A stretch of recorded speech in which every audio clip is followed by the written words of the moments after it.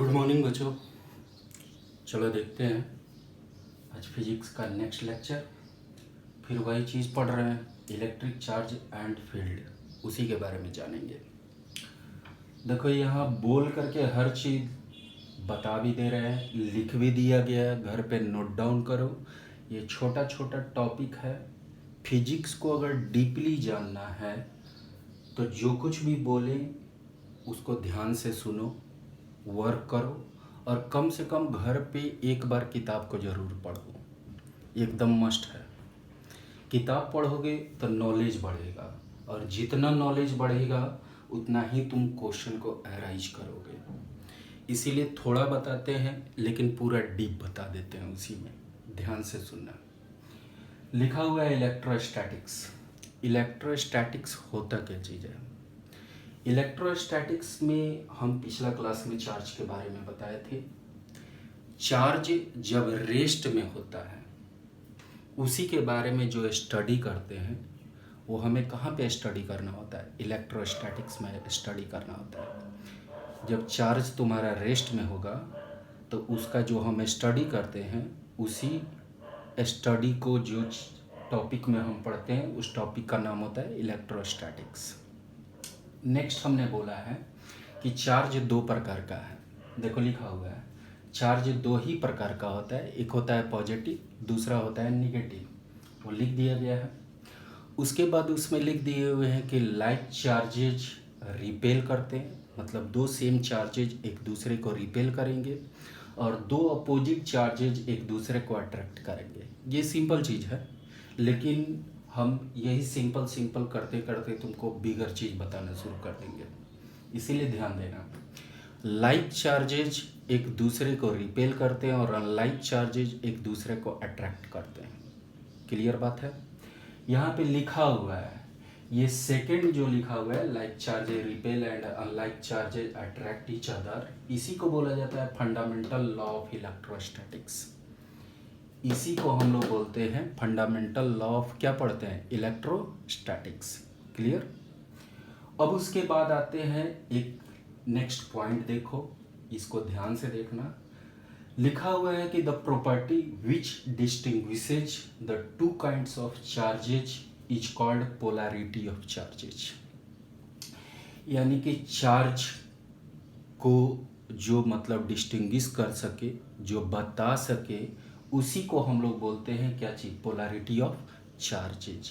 ये ध्यान में रखना है, इस लाइन का काम है, इसको ध्यान में रखना है। जो चार्जेज को डिस्टिंग्विशेज कर सके, दो चार्जेज को डिस्टिंग्विशेज कर सके, उसके बारे में जो बता सके, दैट इज कॉल्ड, उसी को बोला जाता है पोलैरिटी ऑफ, क्या पढ़ा जाता है? चार्जेज। उसके बाद बोला गया है कि electric charge has three basic property. Charge का तीन बेसिक प्रॉपर्टी होता है। पहला है एडिटिविटी, दूसरा है क्वांटाइजेशन, तीसरा है कंजर्वेशन। एडिटिविटी बोलने का मतलब ये होता है कि चार्ज को हम सिंपल तरीका से जोड़ सकते हैं, सिंपल तरीका से घटा सकते हैं। जैसे अगर हमको 4 में 5 जोड़ना रहे आराम से जोड़ सकते हैं, 4 में 5 घटाना रहे आराम से घटा सकते हैं। वैसे ही तुम्हारा मान के चलो कि एक बॉक्स ले लो या कोई एक गेंद ले लो, एक बड़ा सा गेंद में मान लो छोटा छोटा 50 बॉल रखा हुआ है।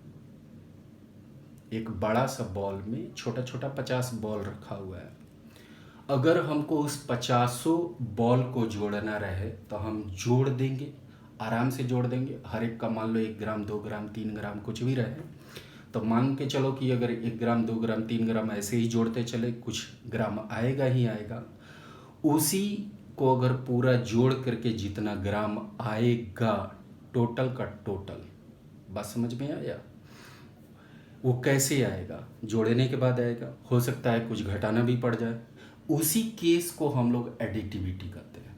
उसी टाइप के केस को क्या पढ़ते हैं? एडिटिविटी। एडिटिविटी बोलने का मतलब होता है कि हमको 5 कूलम में 4 कूलम जोड़ना रहे तो 9 कूलम बोल देंगे। 5 में 4 कूलम घटाना रहे तो 1 कूलम बोल देंगे।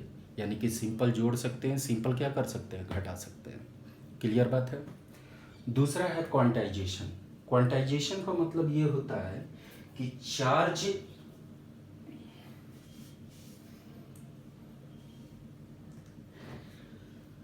कहीं भी रहेगा या कहीं से भी निकलेगा, ठीक है, तो वो सीधा सा बात ये है कि तुम्हारा एक इंटीग्रल मल्टीपल में रहेगा। इंटीग्रल मल्टीपल बोलने का मतलब होता है कि जैसे मान लो कि वही सेम एक बड़ा सा बॉल में मान लो कि 50 छोटा छोटा बॉल्ब है, अगर उस बॉल को निकालना रहे तो ई मत समझना कि हम उसमें से 1.5 बॉल निकाल लेंगे, यानी कि एक बॉल पूरा और एक आधा बॉल निकाल लेंगे, नहीं संभव है। जब भी निकलेगा तो उसमें से या तो एक बॉल निकलेगा या 2 बॉल निकलेगा या 3 बॉल निकलेगा या 4 बॉल निकलेगा, या जाएगा भी तो वही सेम चीज़ जाएगा, या तो एक बॉल जाए या 2 बॉल जाए या 3 बॉल जाए, ऐसे ही जाएगा। ये नहीं समझना कि 2 बॉल उसके बाद आधा बॉल निकल जाएगा या जाएगा, ऐसा संभव नहीं है।